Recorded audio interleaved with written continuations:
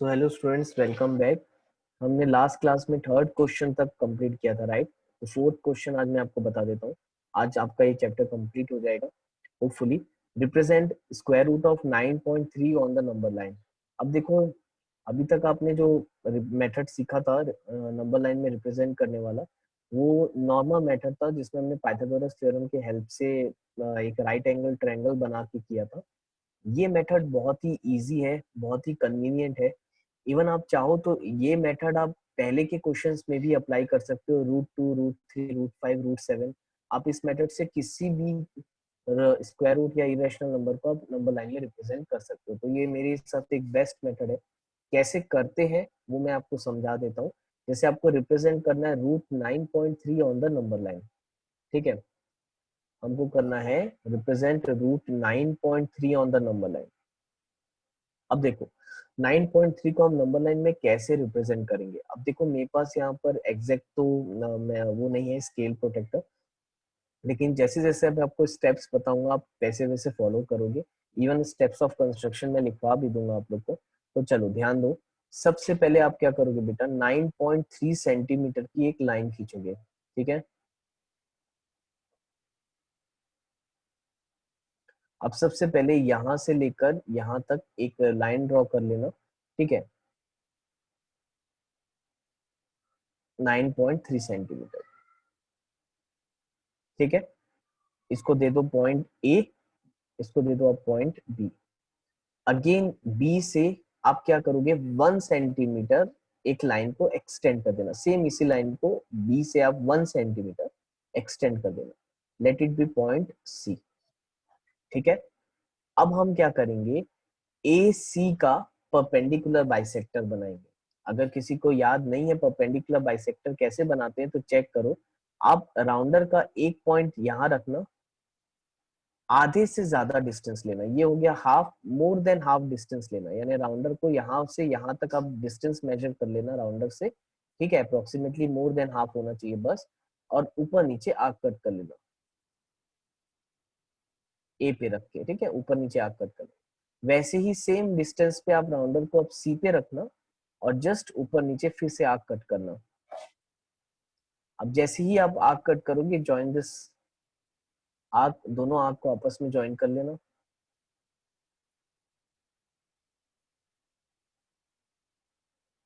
अब देखो, जैसे मैं दोनों आर्क्स को ज्वाइन करूंगा तो इसको हम बोलते हैं परपेंडिकुलर बाइसेक्टर। ये जो लाइन है आपकी, ये एग्जैक्टली परपेंडिकुलर रहेगी और इन द हाफ वे रहेगी बिटवीन एसी, यानी कि एसी का ये जो पॉइंट है ये मिड पॉइंट रहेगा।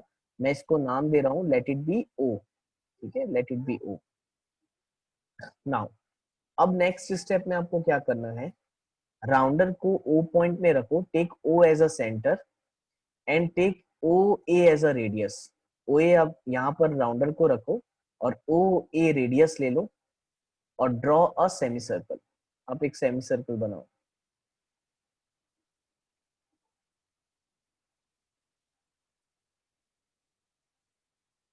ठीक? एक मिनट ट्राई करते हैं एक बार और।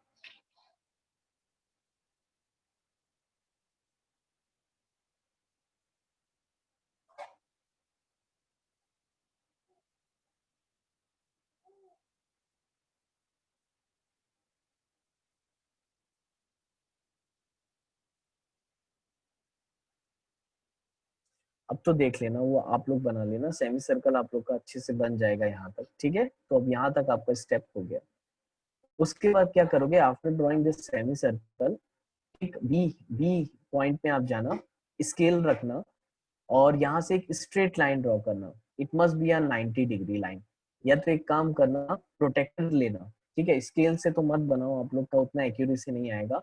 आप एक काम करो, प्रोटेक्टर बी पॉइंट में प्रोटेक्टर रखना and mark a 90 degree angle. 90 degree angle mark करके आप एक लाइन ड्रॉ करना, straight line from point B, ठीक है? बी से 90 डिग्री लेके आप एक स्ट्रेट लाइन खींचना till it touches this semi circle. जहां पर भी ये सेमी सर्कल को टच करेगा, मार्क पॉइंट एस पी। उसको मैं मार्क कर दिया पॉइंट पी, ठीक है? बी से मैंने एक परपेंडिकुलर लाइन बनाई जहां तक वो सेमी सर्कल को टच किया, और जहां टच करेगा मैं उसको P दे दे रहा हूँ। अब आप लोग क्या करोगे, अगेन ये जो आपने B से लाइन बनाई थी इसको और एक्सटेंड कर दो, ठीक है, कितना भी कर सकते हो अपने मन से, ऐसा कोई लिमिट नहीं। अब एक्चुअल में ना बेटा देखो, हमको नंबर लाइन में रिप्रेजेंट करना था, तो अब हमको नंबर लाइन बनानी पड़ेगी। तो जो हमारी इस पर्टिकुलर क्वेश्चन में जो नंबर लाइन रहेगी वो बी से स्टार्ट होगी। बी पे हम देंगे यहाँ पर मार्क पॉइंट बी एज 0। यहाँ से हम नंबर लाइन को स्टार्ट करते हैं। अब देखो आपने बी से सी 1 सेंटीमीटर ड्रॉ किया था, तो बी से सी जो 1 सेंटीमीटर है, तो ये इसको मैंने दे दिया 0। Mark this as a 1। Again यहाँ पर 1 1 सेंटीमीटर के बीच में आप नंबर लाइन बना लो। तो 0 1 2 3 4 5, ये मैंने बना लिया अपनी नंबर लाइन। ठीक है, बस याद रखना जो हमारी नंबर लाइन है वो बी पॉइंट से स्टार्ट होगी। मैंने इसको 0 मार्क कर दिया, तो क्योंकि यहाँ से 1 सेंटीमीटर एक्सटेंड किया था, तो ये तो 1 ही सेंटीमीटर है, तो 1 2 3 4 5, राइट। अब हमको क्या करना है, नाउ राउंडर को इस पॉइंट में रखो, बी पॉइंट में राउंडर राउंडर को रखो। Take BP as a radius. अब बी पॉइंट में राउंडर को रखो, take BP as a radius and just आप उसको नीचे गिराओ। ठीक है, take BP as a radius and just यहां से आप आर्क ड्रॉ करो। बी पे ही रखे रहना, take B as a centre, BP as a radius, cut an arc. अब आर्क कट करना है आपको till it touches this line, आपको इस लाइन को कट करना है। तो ये जहां पर भी इस लाइन को मीट करेगा, mark that point as your square root of 9 point. तो ये जहां पर भी पॉइंट आएगा, जहां पर भी ये पॉइंट नंबर लाइन को टच करेगा, वो आपका रिप्रेजेंट करेगा square root of 9.3। That is it. बहुत इजी मेथड है ये। हर क्वेश्चन सेम स्टेप से बनता है, चाहे आप कुछ भी कोई भी क्वेश्चन उठा लो। इसका एक क्वेश्चन एग्जांपल में भी दिया होगा, आप बनाना चाहो तो वो भी बना लो। इवन ये सेम मेथड आप रूट 2 रूट 3 रूट 5 रूट 7, आप कोई भी क्वेश्चन इस पर्टिकुलर मेथड से बना सकते हैं। That is very very easy and very very convenient.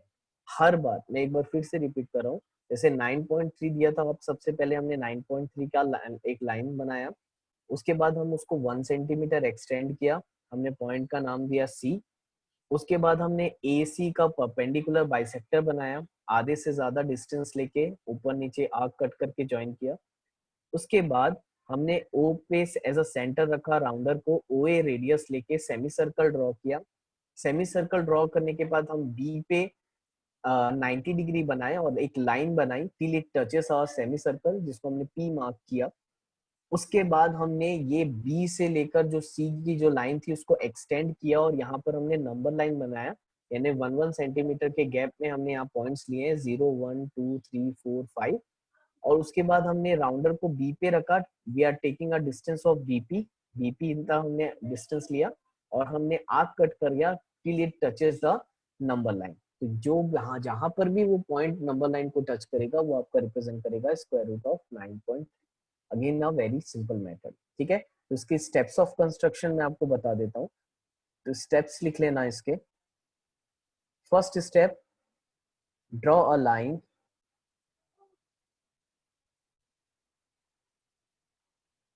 A B is equal to 9.3 centimeter. Again, second, extend line AB to AC where BC is equal to 1 centimeter. Now third, draw a perpendicular bisector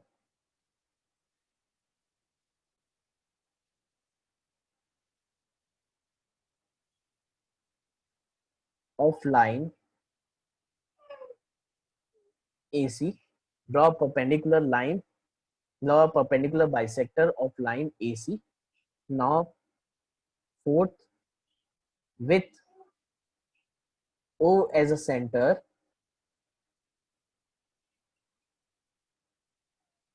and AO as a radius, draw a semicircle.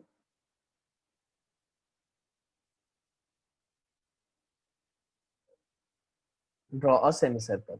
ठीक, semicircle हमने बनाया. Now fifth, from point P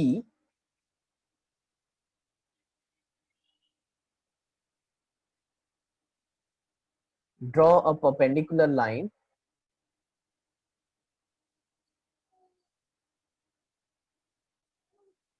till it touches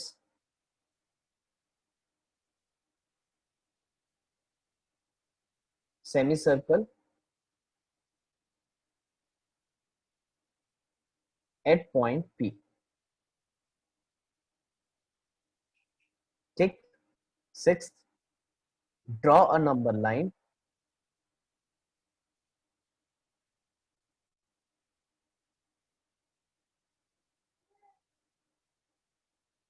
from point B. Seventh, take B as a center and BP as a radius.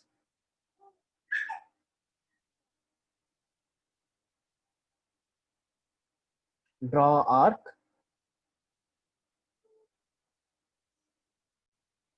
till it touches number line. तो बेटा देखो, ये आपका steps of construction हो गया. अब ऐसा जरूरी नहीं है कि आपको हर बार स्टेप्स ऑफ कंस्ट्रक्शन लिखना है. अगर एग्जाम में 4 मार्क का आता है ये क्वेश्चन या 3 मार्क का भी आता है तो आप स्टेप्स ऑफ कंस्ट्रक्शन लिखोगे. अगर आपका 2 मार्क का आता है तो आपको बिल्कुल भी स्टेप्स ऑफ कंस्ट्रक्शन लिखने की जरूरत नहीं है. आप जस्ट ये डायग्राम बना के आ सकते हो. ठीक है, तो होपफुली आप लोग को ये समझ में आ गया होगा. तो एग्जाम्पल में एक क्वेश्चन दिया हुआ है, आप जरूर ट्राई करना. इवन मैं बोलूंगा कि आप रूट 3, रूट 5 और रूट 7 वगैरह भी आप बिल्कुल ट्राई करके इससे देख सकते हो. आप कैलकुलेटर से इसकी वैल्यू निकाल के आप चेक करना कि आपका क्या वैल्यू करेक्ट आ रहा है. जैसे यहाँ रूट 9.3 का अगर आप स्क्वायर रूट निकालोगे तो 3 पॉइंट समथिंग आएगा. तो अगर 3 के आगे आया है इसका मतलब ये हमारा करेक्ट है. ठीक है, तो आप इसको चेक भी कर सकते हो. तो चलो, होपफुली आपको ये समझ में आ गया होगा टॉपिक. नेक्स्ट है हमारा rationalisation. Rationalise the denominators of the following. तो ये बहुत इजी टॉपिक है. देखो, अगर कभी भी याद रखो, मैथमेटिक्स में अगर डिनोमिनेटर में स्क्वायर रूट है तो हमको उसको रैशनलाइज करना पड़ता है.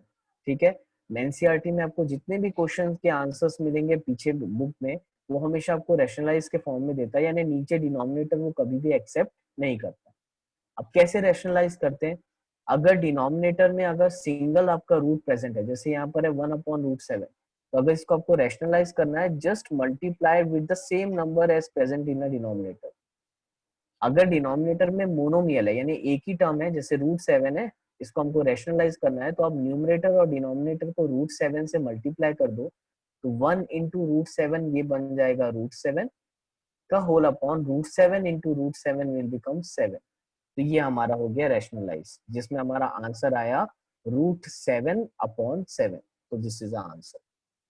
रैशनलाइज का मतलब डिनोमिनेटर से हमको रूट को हटाना है. तो अब देखो, यहाँ हमारा डिनोमिनेटर से रूट हट गया, तो ये हमारा रैशनलाइज हो गया. तो ये आपका फर्स्ट मेथड है.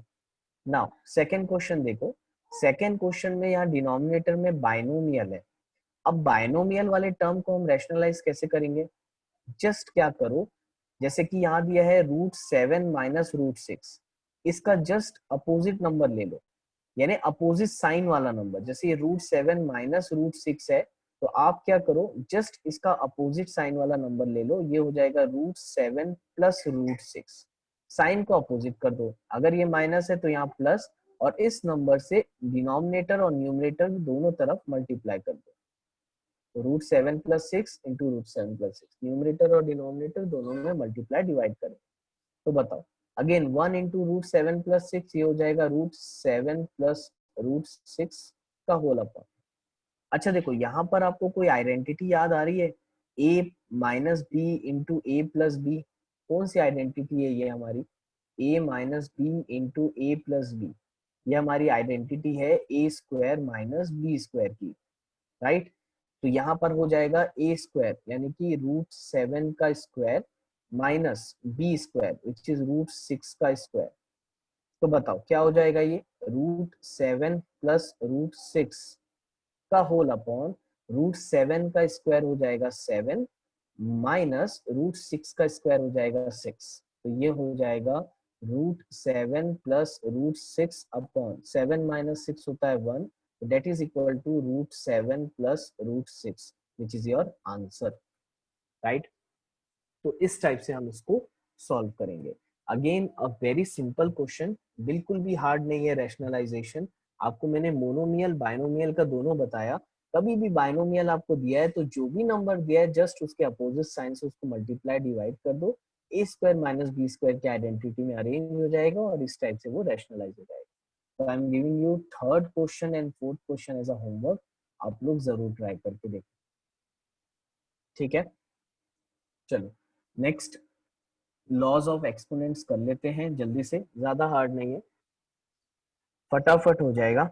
आपको लॉज ऑफ एक्सपोनेंट्स मेरे ख्याल से ऑलरेडी याद होना चाहिए, 8th क्लास में आपने पूरे लॉज पढ़े थे। ये लॉज ऑफ कुछ बेसिक लॉज है जो आपको तो याद ही होंगे by heart, I think so. सबसे पहला है ए की पावर m इंटू ए की पावर n। तो ए की पावर m इंटू ए की पावर n क्या होता है, ए की पावर m प्लस n। अगर बेस सेम है, पावर डिफरेंट और मल्टीप्लाई में है तो पावर ऐड हो जाते हैं, राइट। वैसे ही ए की पावर m अपॉन ए की पावर n हो जाता है ए की पावर m माइनस n, ठीक है। सेम ए की पावर m का होल n, पावर के ऊपर पावर रहती है तो दोनों पावर मल्टीप्लाई हो जाती है, ए की power m into n। Again A की पावर m बी की पावर m है तो उसको हम देखो, अब बेस अलग है लेकिन पावर सेम है तो हम उसको लिख सकते हैं a इंटू बी की पावर m। तो ये होपफुली अपने 7th और 8th दोनों में क्लास में एक्सपोनेंट्स किया है तो आपको ज्यादा प्रॉब्लम नहीं जाएगी। चलो फटाक से बनाते हैं ना। अब देखो बहुत कम क्वेश्चन है, सिर्फ 3 क्वेश्चन है, तो मैं आपको कुछ बेसिक्स बता देता हूँ फटाफट, बाकी आप क्वेश्चन आप बनाओगे क्योंकि बहुत ही ईजी है ये। अब देखो 64, अब आप क्या करो, सबसे पहले 64 की पावर 1/2 है, उसको आपको फाइंड करने बोला है, तो आप सबसे पहले 64 का प्राइम फैक्टराइजेशन कर लो। अब जैसे 64 का प्राइम फैक्टराइजेशन करोगे, 2 3 जा 6, 2 2 जा 4, अगेन 2 1 जा 2, 1 2 6 जा 12, 2 8 जा 16, 2 4 जा 8, 2 2 जा 4, अगेन 2 1 जा 2। आपको जो भी नंबर दिखता है आप सबसे पहले उसका प्राइम फैक्टराइजेशन करो। तो अब तुम बताओ क्या हम 64 को क्वेश्चन दिया था 64 की पावर 1/2, क्या आप 64 को लिख सकते हो 1 2 3 4 5 6 2 की पावर 6, राइट। लिख सकते हैं 64 can be written as 1 2 3 4 5 6, 6 times 2 है तो उसको हम लिख सकते हैं 2 की पावर 6। और अभी हमने लॉ पढ़ा है कि पावर के ऊपर पावर रहती हैं तो दोनों पावर मल्टीप्लाई हो जाते हैं, 6 इंटू 1/2। तो कैंसिल करो, 2 1 जा 6, 2 1 जा 2 3 जा 6, तो ये हो जाएगा 2 की पावर 3। अब बताओ 2 की पावर 3 कितना होता है, दैट इज इक्वल टू 8। तो इस टाइप से आपको सॉल्व करना है। आया समझ में। Again a very easy question, तो I am giving this 2 question as a homework for you. बहुत बच्चों वाला क्वेश्चन है बेटा, आप लोग ने कॉर्डोवा में तो बहुत बड़े बड़े क्वेश्चन सॉल्व किए, तो ये तो बहुत इजी क्वेश्चन है, ठीक है। तो 32 को भी सेम वैसे ही करोगे जैसे मैंने अभी बनाया, 32 का ये ऑलरेडी यहाँ दिख रहा है हमको, राइट। और वैसे ही आप 125 का भी सेम करोगे। नाउ क्वेश्चन नंबर 2 पे आ जाते हैं। क्वेश्चन नंबर 2 बोला है फर्स्ट क्वेश्चन 9 की पावर 3/2, सेम क्वेश्चन, कोई डिफरेंस नहीं है।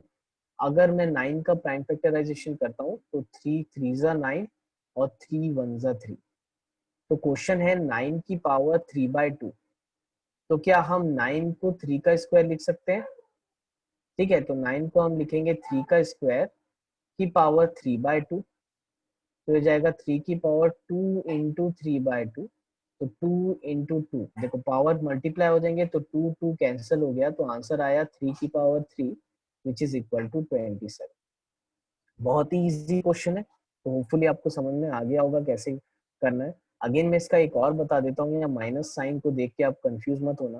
जैसे 125 की पावर -1/3 है, तो बताओ ये कैसे हो जाएगा। इसको हम लिख सकते हैं 125 5 का क्यूब होता है, तो 5 का cube must be equal to -1/3, right. अब बताओ 5 का क्यूब, एक मिनट, जस्ट अ मिनट।